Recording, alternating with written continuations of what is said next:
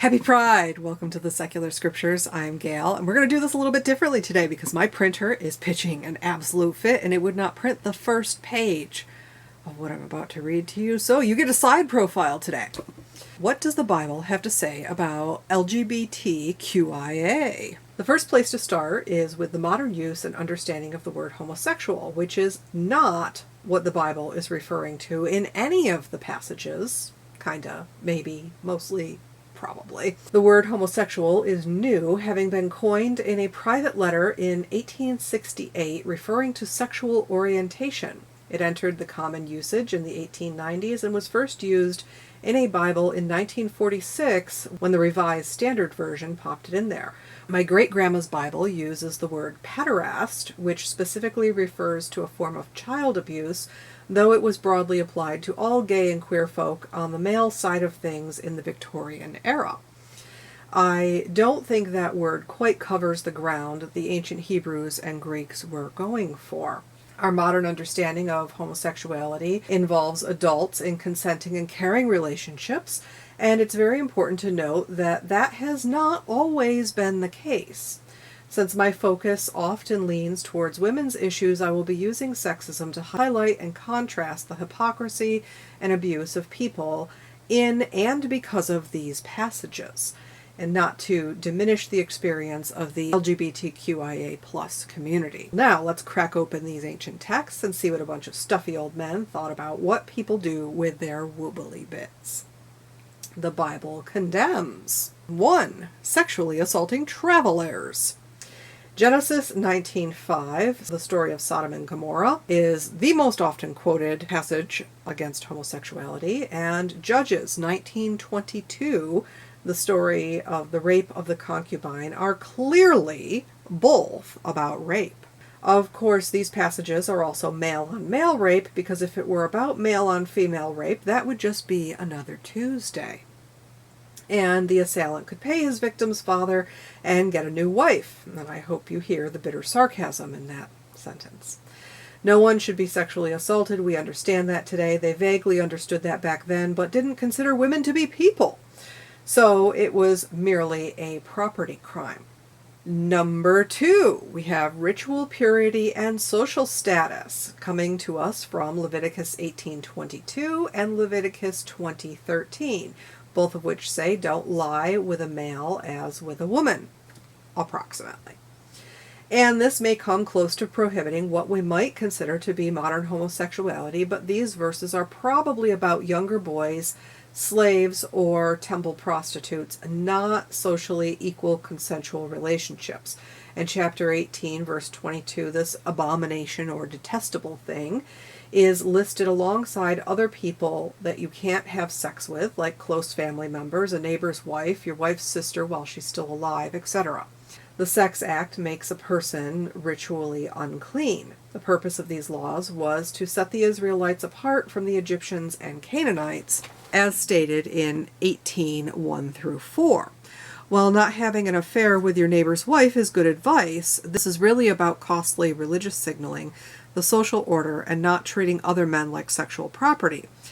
You know, there's something important here. If only we could put our fingers on it. How about treating all of your sexual partners as equals? The penalty is being cast out of the group, not death by stoning. That goes for period sex too, by the way. See verse 19. In chapter 20, verse 13, this is specifically about not adopting the practices of other nations in order to be ritually clean, cue verse 26, in order to inherit a specific land with specific boundaries, which most of us very specifically do not live on.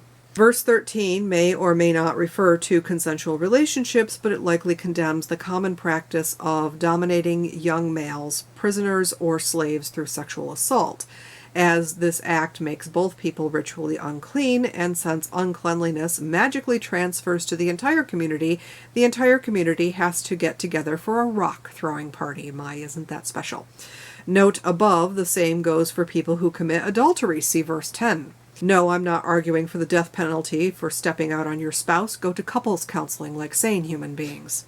Again, I want to restate that the nature of these encounters is unclear.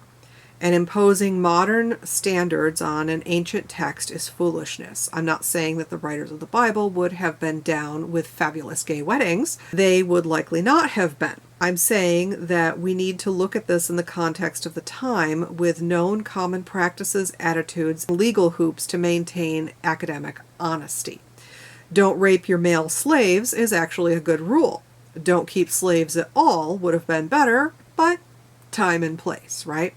Even if the Old Testament does condemn consensual gay relationships, that does not mean that modern Christians should be shitty to their gay neighbors. Get your heads out of your Bronze Age, if you please. We don't burn people for cheating with their wife's mother. We grant them a fast divorce and a very generous settlement. We also don't punish one person for what another person has done. That's not how justice works. If your neighbor is running an illegal chop shop, the entire street does not go to jail. Temple prostitutes and young boys. 1 Corinthians 6:9 through 10 and 1 Timothy 1:9 through 10 use the word arsinokoite, and no, I don't speak Greek, and unfortunately we don't know exactly what that means. It may be referring to effeminate men who have always existed. Suck it up, buttercup. It could be talking about male temple prostitutes of other gods, or it may be talking about the common Greek and Roman practice of SAing adolescent boys. This could very well be a prohibition of something close to modern homosexuality, visiting male prostitutes, or forbidding child abuse.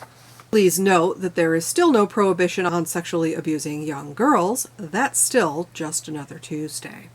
Paul's asexual hissy fit about idols. Romans 1:26 through 27. I would like to welcome Paul into the LGBTQIA plus community as an ace. While retroactively slapping a modern label on an ancient person is never a good idea, in this case, an argument could be made that Paul was probably asexual and sex-averse in a time when he didn't have the vocabulary to understand his own orientation. Yes, this passage condemns both gay and lesbian relationships that may be consensual.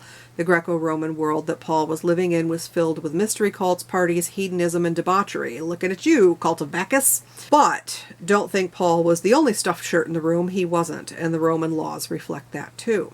Paul claims these gay, lesbian, and bisexual folks are actively being shut out by God on purpose for idol worship. See Romans 1:18 through 24.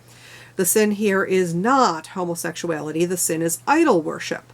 So there you have it, folks. Paul thinks that looking at statues of snakes will turn you gay. Okay, Paul. Whatever. My head hurts. Please enjoy the rest of Pride Month. Catch a fun parade when you can. Mind the signs. Be safe. Only engage in enthusiastically consensual, slippery fun time with fellow adults. And for goodness sakes, wear a condom. Please just wear a condom. Dress however you want. Clothing has no gender. These are your clothes. Teach your kids about reproductive health in kind and appropriate ways. Accept them for who they are. And that's it. Thank you for joining me on the Secular Scriptures. Be good to each other, and I will see you next Sunday at 9 a.m.